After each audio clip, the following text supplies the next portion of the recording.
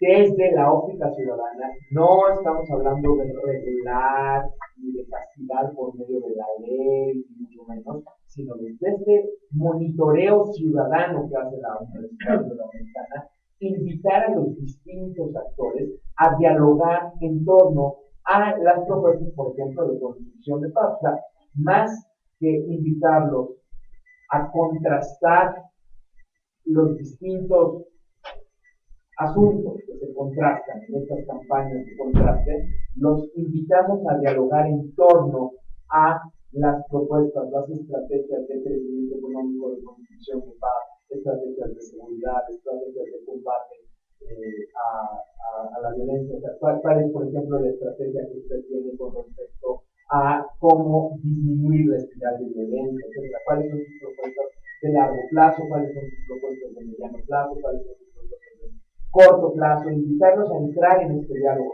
tanto a los actores políticos más importantes como actores que simplemente se encuentran dialogando en torno a estos temas, porque nosotros estamos convencidos que después del 1 de julio, pues hasta donde yo sé viene el 2 de julio, corríjanme si estoy equivocado, hasta donde yo sé viene el 2 de julio y luego viene el 3 de julio y luego tenemos que seguir adelante. Los problemas del país no se van a solucionar en 15 minutos. No hay forma de que solucionemos una situación que nos ha llevado décadas en 5 minutos, 10 minutos, 15 minutos, ni mucho menos en un mes, o en 2 meses, o en 3 meses. En ese entendido, entonces estamos hablando de que las propuestas de coexistencia, convivencia, colaboración, generación de cohesión tienen que ir muchísimo más al fondo. Entonces, en esa tónica colaboramos con el Observatorio de Medios para intentar analizar coyunturas específicas, aportar al país estrategias de prevención, de intervención, de contención con respecto a cobertura de violencia o atención de crisis, y por supuesto con respecto a cobertura de distintos asuntos, siempre con el enfoque, el gran paraguas de lo que nosotros pensamos un tema fundamental para el país, que es la construcción de paz. Y repito, la construcción de paz no es la lucha en contra del crimen organizado o la lucha en contra de las drogas. Esos son pequeños componentes de la construcción de paz. La construcción de paz es algo muchísimo más profundo en lo cual tenemos que colaborar todos. Esa es básicamente la participación de México con paz. Bueno, ya rapidísimamente, por lo que nosotros citamos a una conferencia de prensa y hace una semana, pues justamente porque en la observación que llevamos, pues detectamos que lo que se ha valorado en estas campañas pues ha sido la parte más negativa, y hemos entrado en una espiral de violencia verbal, pues que si la comparamos también con la violencia física que estamos teniendo, pues evidentemente yo creo que el estrés pues se va a incrementar. Entonces, en estas elecciones, el Observatorio de Medios no solamente está observando el comportamiento de prensa, radio, televisión, sino específicamente nuestra tarea para el PNUD, para este proceso de observación, es con redes sociales. Un fenómeno que no todos conocemos, un fenómeno que muchos de nosotros utilizamos, pero que no sabemos los alcances, no lo dimensionamos y no conocemos realmente también las prácticas que se están llevando a cabo por parte de los estrategas de campaña. Entonces, nuestra labor que estamos tratando de realizar es diariamente hacer un diagnóstico de cuál es la agenda de los medios tradicionales, cuál es la agenda de los estrategas, qué están tratando de colocar estos estrategas, y cuál es luego la agenda que se construye en la mitosfera y que puede ser muy diferente. ¿Por qué? Porque llegaron unos nuevos personajes que están teniendo mucho peso en la toma de decisiones, en los cuartos de guerra de los candidatos, pero que están creando muchas veces mundos irreales. ¿A qué me refiero? A que pues es relativamente sencillo llegar con un candidato y ofrecerle, ¿tú quieres que se aumente tu número de seguidores? Ah, bueno, te lo puedo aumentar. Si quieres que se coloquen los temas que tú quieras, pues, trending topic. Pues te los colocamos. Sí, pero todo eso se hace por medio de un algoritmo, se hace por medio de robots, de cuentas automatizadas, y entonces esas decisiones que se están tomando en función también de estos nuevos trending topics son decisiones que están totalmente sesgadas y que están totalmente fuera de una realidad. ¿Qué sucede? Que al estarnos distrayendo en esta parte, quizás no estamos tomando en cuenta grandes problemas nacionales que sí son mucho más tangibles y que no están, a los que no se les está poniendo suficiente atención. Entonces, nuestros reportes diarios, bueno, de lunes a viernes, tratan de tocar esos temas. O sea, cuáles son las diferentes agendas, pero también cuáles son los temas importantes para un diseño de políticas y que están quedando, haciéndose de lado. Entonces, lo que nosotros hicimos también fue identificar ciertas prácticas. O sea, hay algunos partidos que sí, sus malas prácticas se basan en el uso de cuentas automatizadas, de los famosos bots. Pero hay otras prácticas que son mucho más sofisticadas y que son la intención de cuentas apócrifas, por ejemplo, la cuenta de Aristegui, o la cuenta de Milenio, o la cuenta del IFE, o la cuenta del presidente Felipe Calderón, desde las cuales se generan, se tienen en letras chiquitas parodias, pero entonces si uno los retuitea, si uno los difunde, no hay los elementos suficientes para que la gente sepa que son cuentas falsas. Entonces podemos tener, por ejemplo, a José Espina, del PAN, difundiendo una encuesta falsa del IFE, de un sitio apócrifo del IFE. Y bueno, pues podemos detectar también que en algún momento la gente le hace notar que está haciendo este tipo de prácticas, bueno, a lo mejor se confundió, pero pues no lo modifica.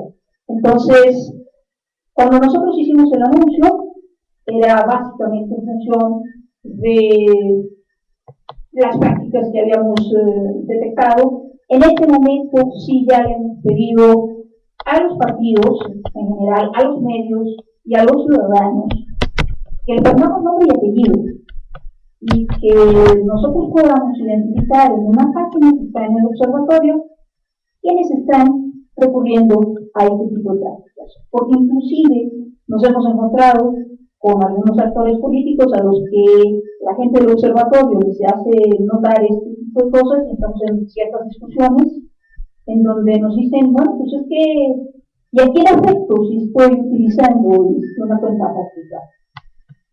Bueno, pues creo que ya ahí ya empezamos con ciertos problemas, pero esto es lo que hemos estado detectando.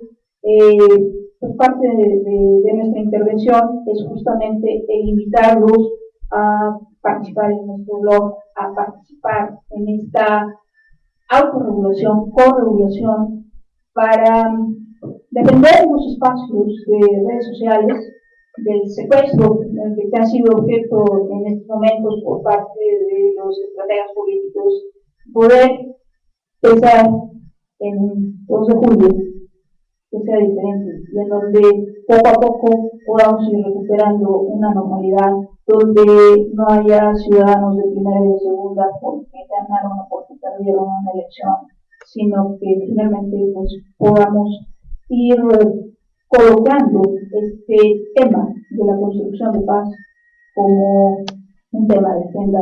Ojalá salga en los monitoreos de Jorge, de Beatriz y de todos nosotros.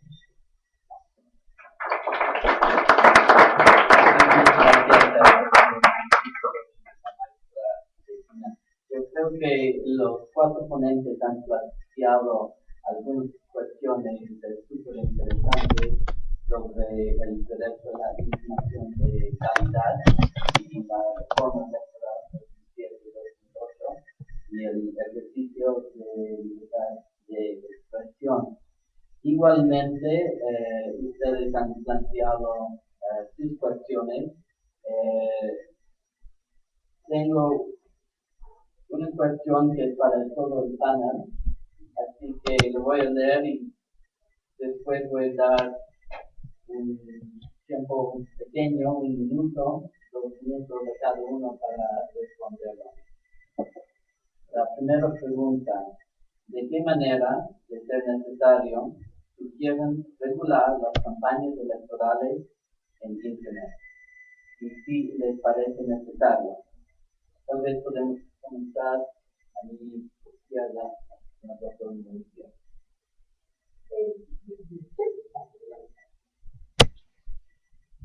Bueno, uno de los planteamientos que siempre, de las reflexiones que tenemos en el observatorio es justamente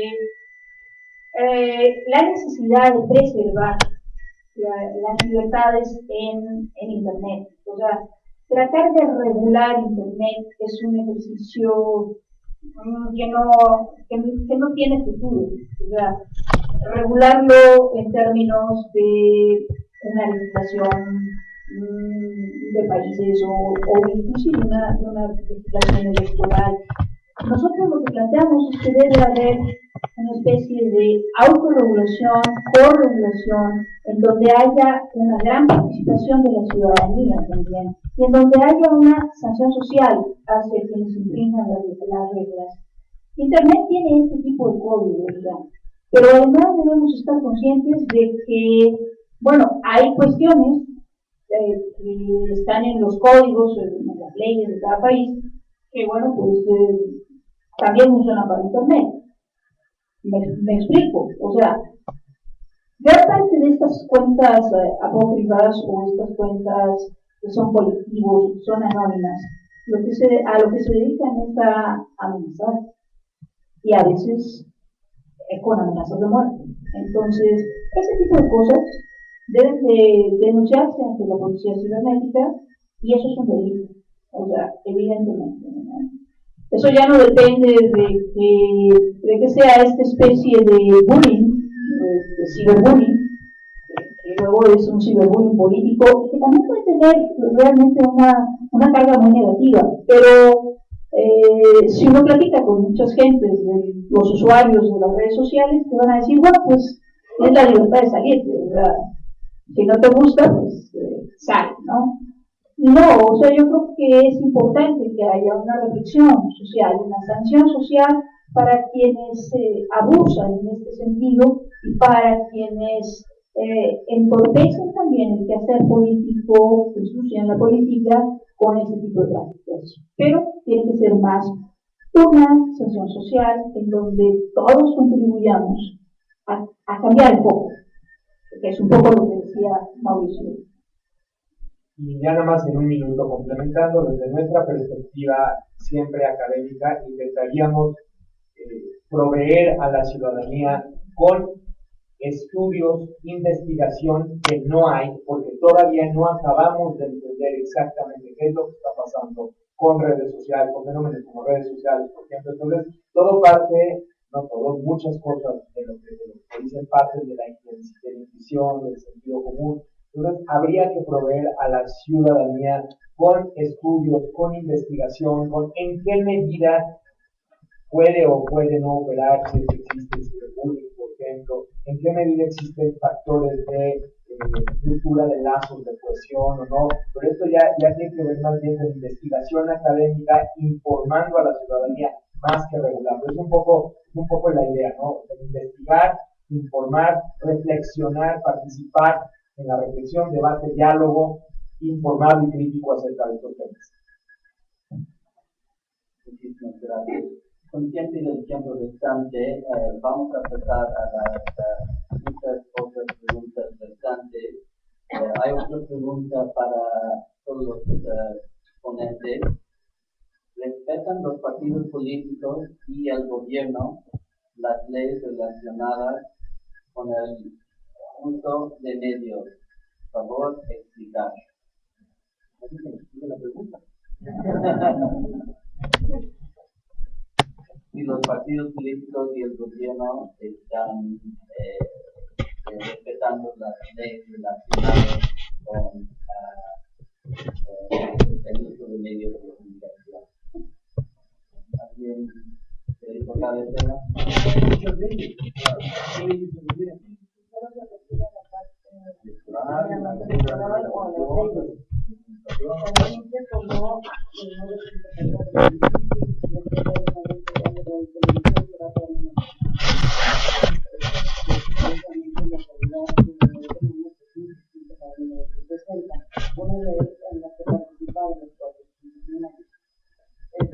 No se respeta de todas maneras. Las sanciones son flexibles en términos económicos. Hay una cualquier cantidad de extrañamientos, nadie me extraña. Me parece que las comunidades en el concierto en general, como desde el uso de los medios y de la relación de ellos y tal, parece que esto es un tema complejo. No lo quiero subestimar. Quizás podemos poner algunos ejemplos. Yo creo que sí es importante considerar que, por ejemplo, en el caso del presidente, bueno, pues ha tenido varias observaciones por parte del IFE y en ciertos momentos se maneja como en el límite, estirando mucho la línea, ¿no? Hay el problema también de que quizás no se comprende también suficientemente la legislación.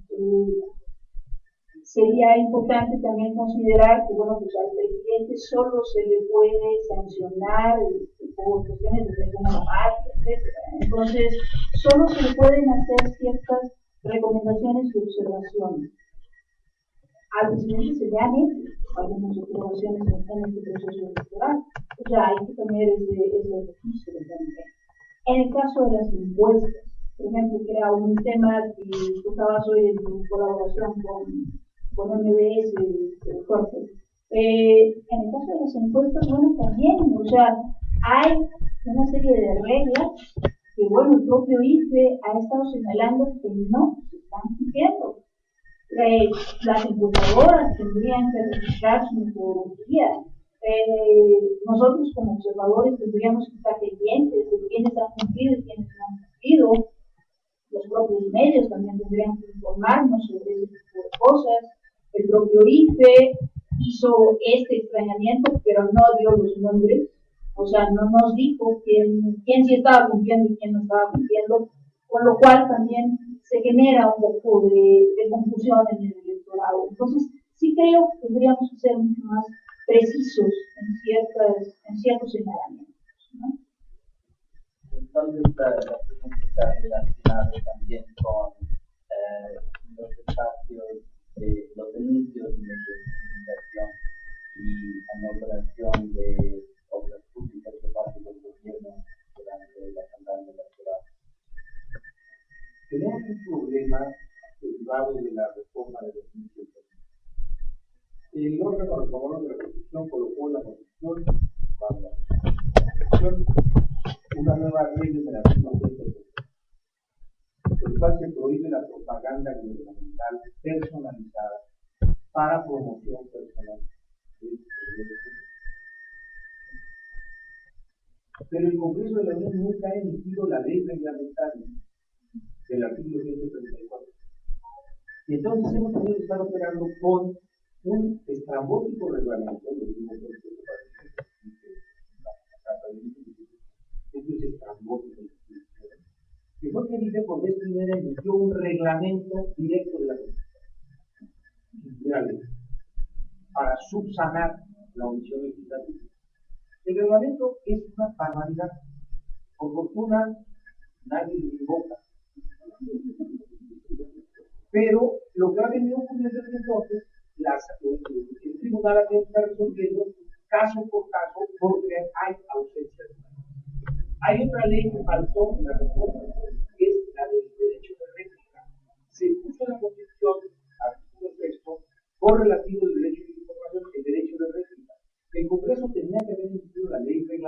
España no lo hizo. Algo oportunamente se contuvo y ya no se hizo una en otros. Entonces, estos aspectos de contenidos que pretenden de la Constitución están sujetos a múltiples interpretaciones.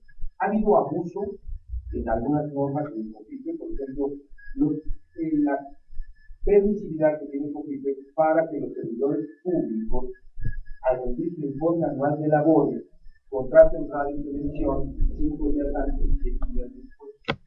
Bueno, lo que hemos visto de abuso de esto, lo del Partido Verde, no tiene vergüenza.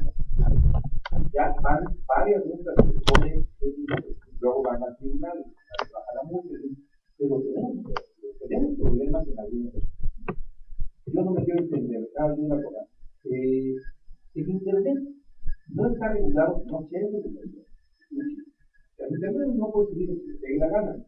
Desde cuestiones de tipo penal, ¿verdad? No se puede subir a Internet pornografía infantil. Eso está sancionado por la ley. Hay convenios internacionales. Si un partido político sube a Internet propaganda, tiene que identificarlo, tiene que poner su logotipo. Ahora, hay propaganda que sale de lugares anónimos o falsificados, sí, pero eso es imposible de regular.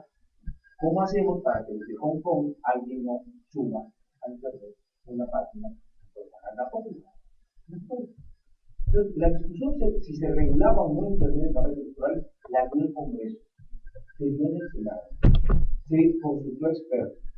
Y salvo que queramos tener un sistema como el cubano o como el chino, para cerrar Internet cada que el gobierno o alguien se le ocurra, no parece haber más solución que la autorregulación, la responsabilidad de eso. Que hay robots y que hay todo esto, ya lo sabemos. Yo por eso no hago eso. El problema es que quiera leer mi idea, no. Es uno de los pocos de habitación Que no hace Twitter, que bueno. Ni Facebook. Hasta de que mis hijas dicen que no. Bueno, gracias. Tenemos dos. Voy a darle la palabra a la que tiene un par de preguntas. Sí, ¿cómo garantizar la pluralidad de los espacios de opinión? ¿Quién podría regular esto en una industria tan concentrada? Yo creo que los espacios de opinión no tendrían que estar regulados porque la opinión mientras más abierta, más diversidad, la información, el derecho de réplica tiene que ver con información, no con opinión. Me parece que aquí hay que apelar en todo caso a las audiencias, apelar a la formación de audiencias críticas y rechazar cuando estas opiniones estén realmente fuera de lugar. Me parece que no hay que regular la opinión. Y en todo caso, lo que sí hay que regular para garantizar espacios plurales de opinión o de todo lo demás, es en todo caso otro nivel de los medios. Es una actualización mucho más abierta, más democrática de la propia ley de comunicación de radio y televisión, pero ahora en convergencia con esta comunicación. Ahí es donde se podría regular la posibilidad de industrias y más administrativas de aspectos mucho más plurales.